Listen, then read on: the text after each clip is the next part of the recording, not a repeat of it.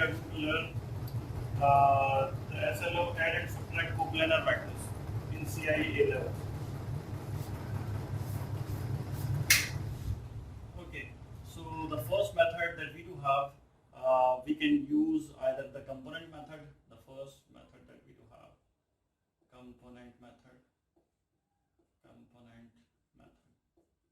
We break down in different components and then we do resolve it and then we do solve it. The second method is analytical method. And third one, we do have triangle law of vector addition or parallelogram law of vector addition. The third method is triangle law of vector addition or parallelogram law of vector addition or parallelogram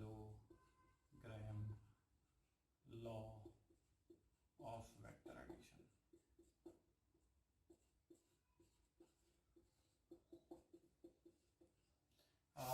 Triangle law of vector addition that we have did earlier, मेरी previous video आप देख सकते हैं.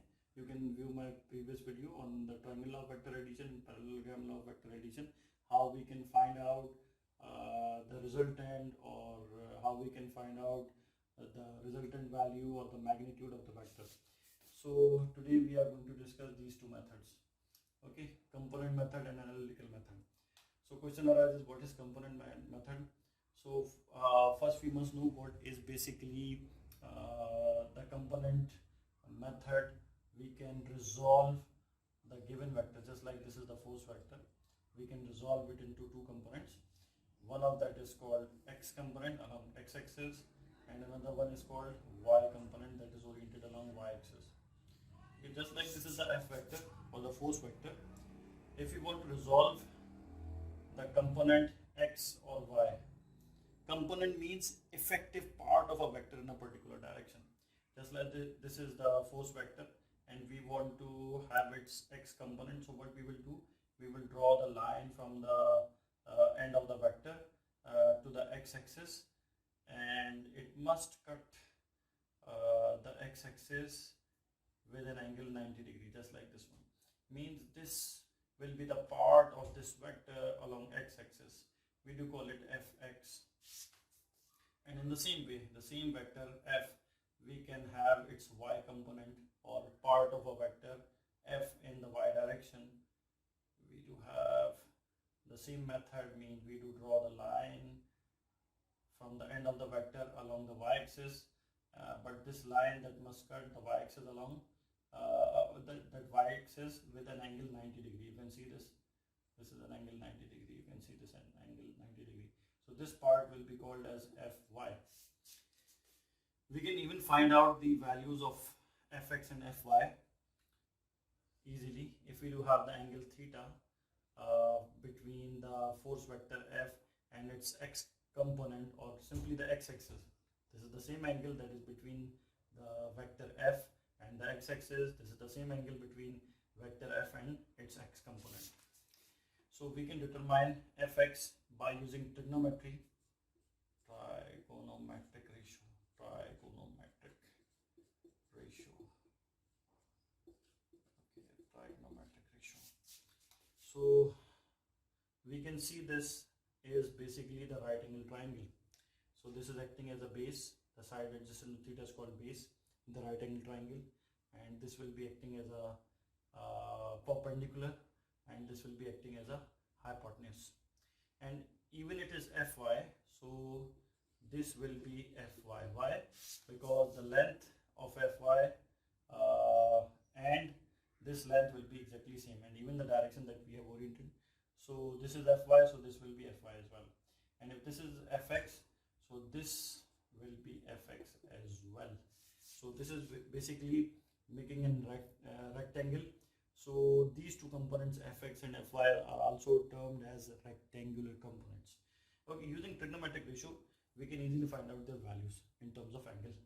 So if we are dealing with fx and the hypotenuse, means the base and hypotenuse, we all know that cosine theta is equal to base over hypotenuse. So base is basically fx right here, and hypotenuse is basically f. So we can have the value of fx as f times cos theta in this way. So easily we can find out the x component or the horizontal component in terms of theta. Just we know the value of theta and f, we can find out fx. Or if we know fx and f, we can easily find out theta as well. Now if we want to have fy, so you can see this fy is acting as perpendicular right here, and f is acting as hypotenuse right here.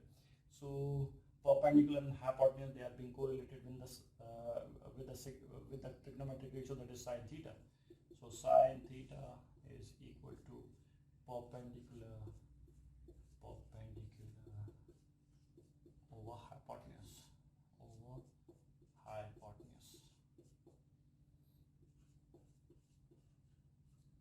Okay, perpendicular we do have right here as fy, so we do replace as fy. Hypotenuse we do have f, so we can replace as f. We can write right here f. So sine theta is equal to fy over f. So more simply we can write it fy as f sine theta. By knowing the value of theta and f, we can easily find out the value of fy. So we are resolving the vector into two components, fx and fy. Likewise, we can even divide the velocity vector as vx and vy, their horizontal and vertical component, or simply x and y component. Even in the same way, if we do have any other vector, we can even divide it in the two different components as x and y. The second method we do have, that is analytical method. Now analytical method means if we do have the two vectors oriented at any direction, just like we do have two vectors, two force vectors we do have. Okay, so just like the first force vector is in this way oriented right here, and the second force vector that is being oriented right here, and they are making an angle theta. If they are making an angle theta, so we can get directly resultant. Yes, we do have other method as well, that triangle law of vector addition. We do add the two vectors by joining head and tail, and we will make the triangle. The third side will indicate the resultant, no doubt. We have did it in the previous video. But this method, analytical method, is much easy. Analytical method, and it gives more accurate result. Analytical method much easy and give more accurate result. Directly, if we do have the resultant, let R be the resultant. The resultant of F1 and F2 means we are adding the two vectors. So this resultant will be equal to resultant magnitude. We are dealing with magnitude. Analytical method gives magnitude of the vector. So this resultant we can find out directly as f1 square plus f2 square plus 2f1 f2 cosine theta, means the angle between them from their tails. If we do have the two vectors f1 and f2 and joined by their tails, and the angle between them is theta, so we can easily find out the resultant of vector addition. Means f1 plus f2 resultant means the resultant of the two vector addition. We can write in this way, square root f1 square plus f2 square plus 2f1 f2 cosine theta. So in this way we can use the analytical method. That is much easy. Now we will start the question. Take the screenshot, that will help you right here.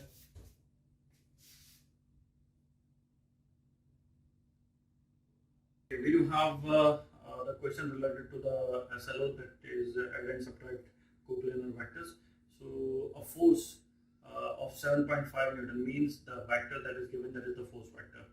Force of 7.5 Newton acts at 40 degree to the horizontal as shown in the diagram. Diagram they have given right here. This one, 7.5 Newton force vector. This is making an angle 40 degree to the horizontal, means along x-axis. from the x-axis it is making an angle 40 degree. And this question is from October-November 2011, paper 2, 3 and question number 1. So we have to find the horizontal component of force and we have to find the vertical component of the force. As we have discussed earlier, for getting the horizontal component of force, we do have the formula Fx is equal to F times cos theta. But keep in mind, this relationship is only true when theta is the angle that is being described from the x-axis. Okay, so Fx is equal to F cos theta. And for the y component, we do have the formula, or the vertical component, we do have the formula Fy is equal to F sin theta. Keep in mind these two relations that we have discussed, that is only valid if this angle theta is made from the x-axis. If it is from y-axis, so they are being changed or they are being replaced by each other. Means if this angle theta is being sketched from the y-axis, then Fx will be equal to F sin theta. We can do it in the same way.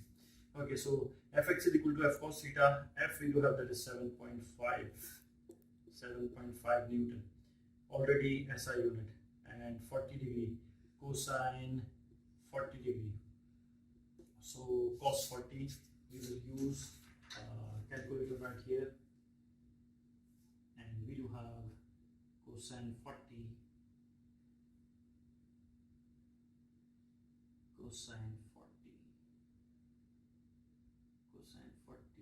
that will be, yes, 0.766. Cosine 40 is 0.766, and this is 7.5 multiplied. So if you multiply it, 0.766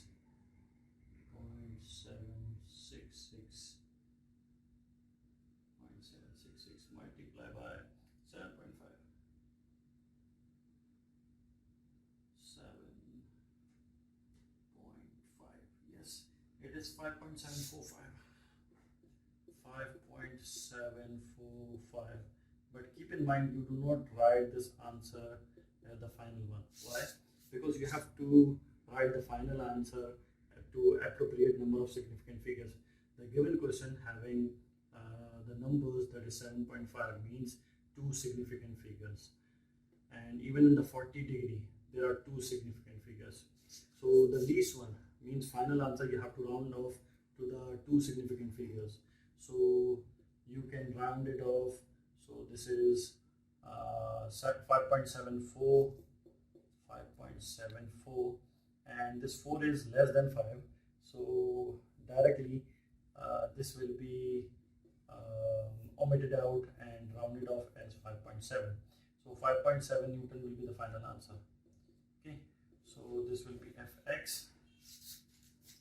In the same way, Fy we do find out the formula that we do have already discussed. Fy is equal to F sin theta. F we do have, that is 7.5 Newton, and sine 40 degree we do have. So sine 40 we do find from the calculator. Sine 40, sine with 40 degree,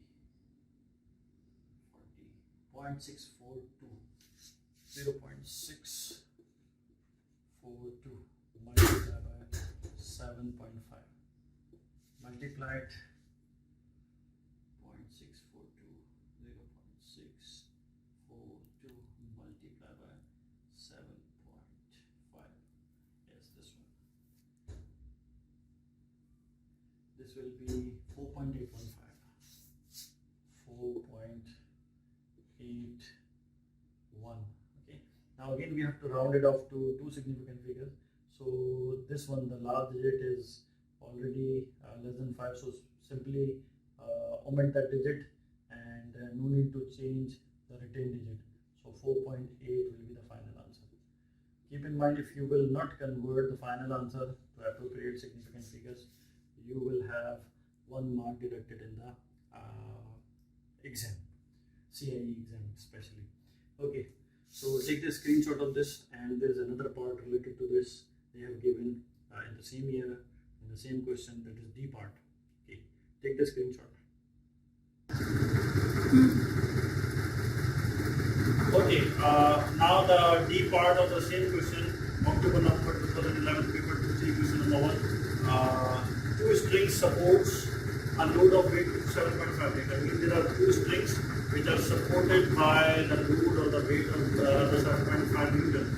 Calculate T1 and T2 by resolving forces of triangle law method. Triangle law method we have did earlier, so you can use it. You can find out my previous video what is the triangle law method. You can even use that one. The resolving forces is much accurate and easy. We can do it right now easily. So we do have first the tension. Tension is the pull of a string. The string is pulling right here, so tension they have labeled T1 right here, and the angle from the horizontal line they are making as 50 degree, and the tension T2 or the remaining part of the string that is 40 degree angle there that is making with the horizontal, and 7.5 Newton is its weight. Weight is the force with which must attract towards the center. Means anything that we are going to release from here, it exactly comes down just because of its weight, straightly down. If we are going to release right here, so weight will be straight downward. Also termed as gravitational pull. So this is 7.5 Newton straight downward. The tension is oriented in this way, T1, and tension T2 is being oriented in this way. T2 is making an angle 40 degree, T1 is making an angle 50 degree. We have to find out T1 and T2. So calculate T1 and T2, and they have mentioned clearly in the question that it is being balanced. Means this load is not either moving downward, this load is not moving either upward, this load is not even moving towards right or left. That is an equilibrium or balance is there. So what we will do, whenever the object is in equilibrium, so sum of all forces along x-axis. This is signal sign indicating sum. Okay, so sum of all forces along x-axis, that will be 0. In the same way, sum of all forces along y-axis equal to 0. Don't get confused with the sign. This is only indicating the sum, addition of the vectors. Okay? So sum of all forces along x-axis. What is the sum of all forces along x-axis?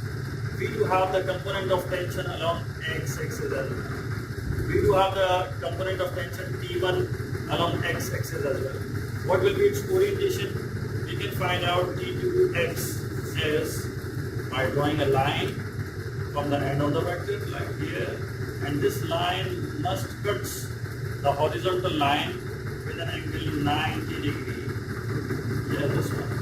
So this one will be the component, we will call it as T2x, and its orientation is rightward x-axis. Likewise, we will find there is a component of T1 as well. Again, the method is same.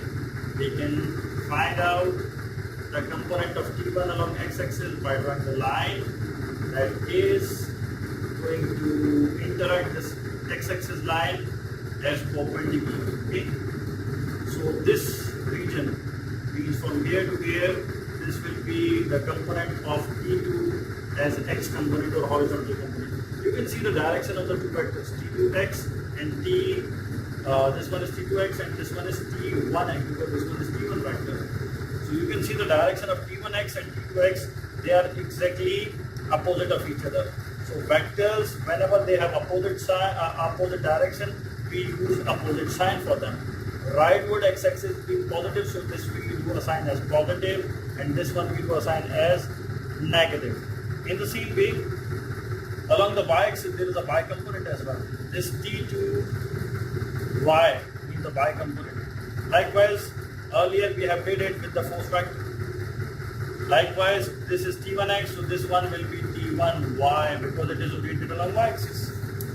Okay, so recall it that we have did for the force earlier, we have break down into its component. So this will be a sum.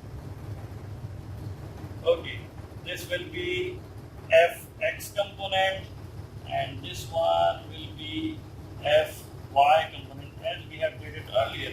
Even this was fy, this component is also fy. Even this one is fx, so this one is also fx. They are making in rectangle, so that's why they are also called rectangular component. X and y component are also termed as rectangular component. So this one is t2x, this one will be t2y. No doubt, if you will make a rectangle, so this one is also be the 2x. And in the same way, if you will make another rectangle for this one, so this one is also will be the t1x. Okay. So sum of all forces along x-axis. Sum of all forces along x-axis means this one is x-axis. So one of that vector we do have t2x, another vector t1x, and their sum will be 0.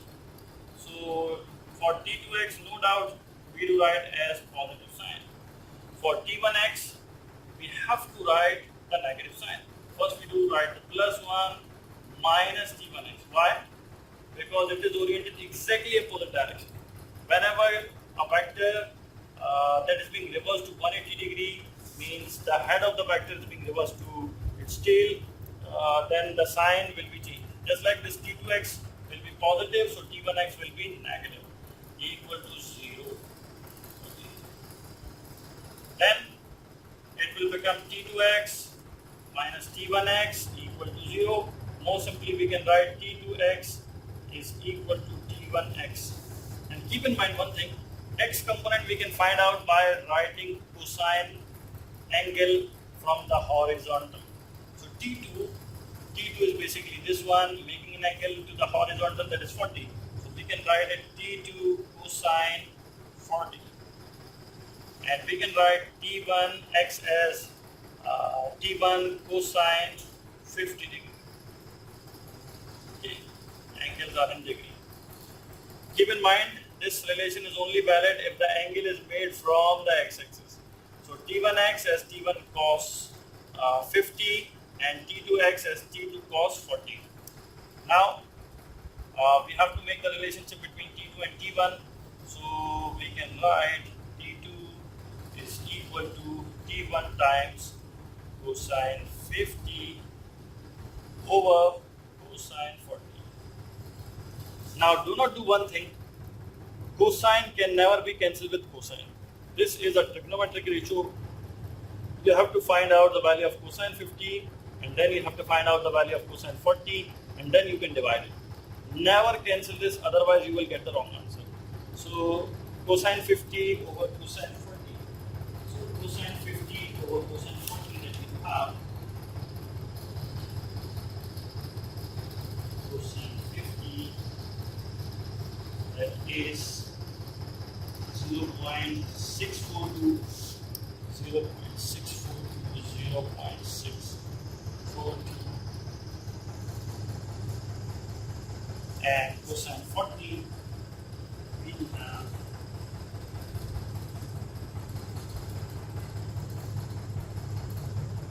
cosine 40 is we have 0.766. 0.766. Divide them, we do have 0.642 divided by 0.766.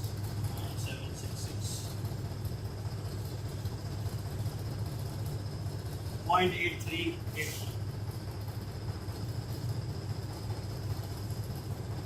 0.838. T2 is equal to T1 times 0.838. Now, these are not the absolute values, just we are having the ratio, or how many times T2 is greater than T1. Then we can also use sum of all y component, all the forces, that will be 0, because this is an equilibrium, means the body is not accelerating or moving right, left, up or down. So even sum of all forces along y-axis, that is also being 0. So we can use right here, sum of all forces along y-axis, that is 0. At y-axis we do have weight, that is acting as downward, and the y component of T2 and the y component of T1, they are oriented vertically upward. Upward y-axis, they are being assigned as positive, and downward y-axis we do have the components or the forces that are being assigned as negative, because downward y-axis is negative.